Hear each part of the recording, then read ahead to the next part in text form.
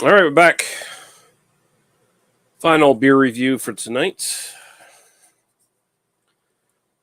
And we have one from Breton Brewing here in Nova Scotia, up in Cape Breton. And this is their Grapefruit IPA at 6% alcohol by volume. This is one hell of a busy can. Have the website up. Don't think it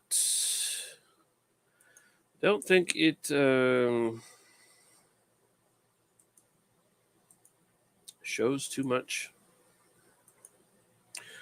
So there's tropical vacation for your taste buds, hopped for maximum flavor. An added splash of real grapefruit takes this beer to peak crushability. Brewed in collaboration with Ole Mick. I have no idea what Ole Mick is. 6%, 45 IBUs. Yeah, and they don't really say anything else here. Yeah, okay. See if they say anything about Ole Mick on the fucking can, because I don't. No, they just say the same shit. So they add real grapefruit juice, I guess, to this. Let's see if they have, or just grapefruit. Okay. Water, hops, barley, wheat, oats, yeast, and grapefruit. Okay, so they have a little bit of grapefruit in this. So tastes like a tropical vacation. Hop for max flavor. Tasty, juicy. Magic happens on this little island, Cape Breton, Nova Scotia. Hazy and juicy, it says. Yeah, okay. It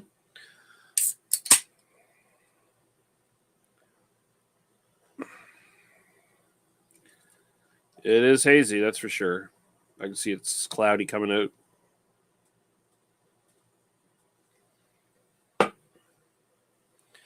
Or look at the can. I don't think I did a close up. There's all kinds of graffiti kind of shit on the label. And yeah, that's pretty hazy. Looks a little bit more orange on the camera, of course. But that's straight up like golden straw haze kind of color.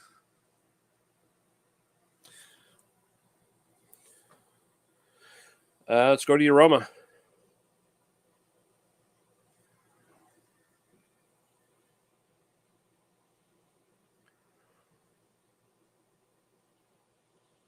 Grapefruit's there.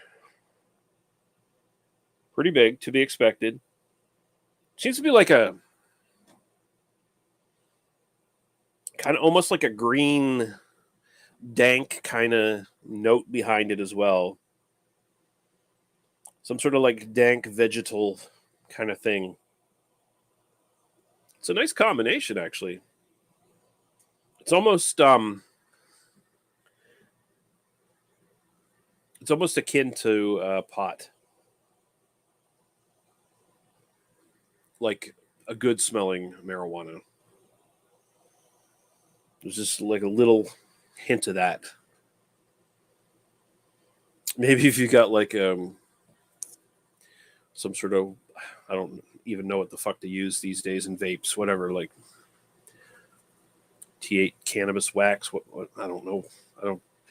Last time I fucking touched any of that shit, I was like in my 20s. So I don't know what they call it these days, what you kids do with it or whatever. I don't fucking know. But like if they had some sort of grapefruit infused like pot thing, I don't know.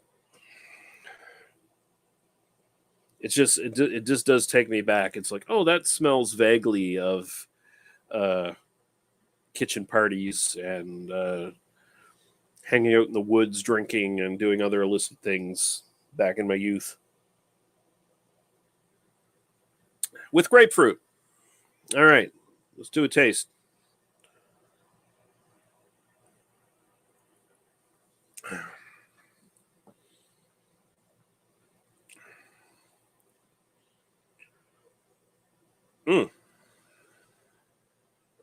Okay. Grainy malt and grapefruit, but not puckeringly sour grapefruit. It's very it's subdued enough. It's subdued enough where it's not overpowering, but the grapefruit is the primary thing here. It's like really the dominant note. Other than that, there's kind of like a grainy malt thing underneath it, but there's not like a big complex swath of flavor.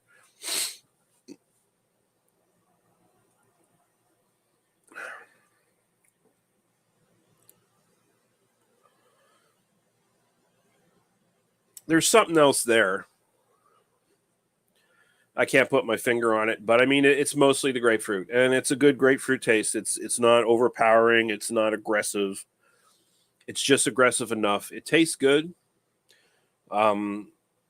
It's definitely a nice IPA alternative to, this is a hazy, but it's not your juicy New England hazies. It's not your whatever trendy IPAs these days. It's just, it's basically just an IPA with like some added flavor to it. Just like an adjunct basically added to it to add some extra flavor. And it works. Usually I'd like frown on them doing something like that. Like usually, you could get this same flavor profile with the right hops, right? But they just decided, hey, let's add some grapefruit to this. Why not? Why not? And I don't know what hops they use in this. I mean, there might be hops that bring out grapefruit flavors on their own in this, and the grapefruits there just to boister them a little bit or something like that. Like you never know what they're quite doing because breweries never really tend to go that deep into their thought process and their recipes and all that stuff. So don't really have access to that information. But yeah, no, this is good. It's really good. And we got CB Fall in the chat saying amazing review, Lee. Thank you, sir. As always. Hope you're doing well. This is good. So I'm just going to basically just write this as like an IPA. I mean, I could say like flavored IPA, adjunct IPA, if those are even like styles. I mean, I kind of wrote that in the description, like IPA / flavored IPA or whatever. But it's really just an IPA, and it's a decent one. It's it's another one of the situations where I've had tons worse and tons better. Or it's just you get so many beers under your fucking beer belly, and you sometimes you just don't have a lot to say about where some of these beers sit, other than it sits directly in the middle between all these other beers I've had, and this is kind of where it sits. As an IPA, it's like a 7. There's nothing amazing about it, but like it pulls off what it says it's going to pull off, and it is recognizably an IPA. It's bitter enough. It's strong enough. It kind of fits all the classic things you want. So yeah, I'll give it a 7. And my own personal preference, I'd drink it again. I don't know if I'd necessarily buy it again, but I'd drink it again. I'd throw 6.5. I like it. It's good. It's doing good. And CB Fall says he's doing great. Well, that's excellent. Good to hear it. All right, so that's it for this. Now I'm just going to go off camera and drink some beers. Yes, indeed. So I hope everyone watching is having a good day, night, whatever the fuck. Thanks for watching. And I'm leaving. Bye-bye.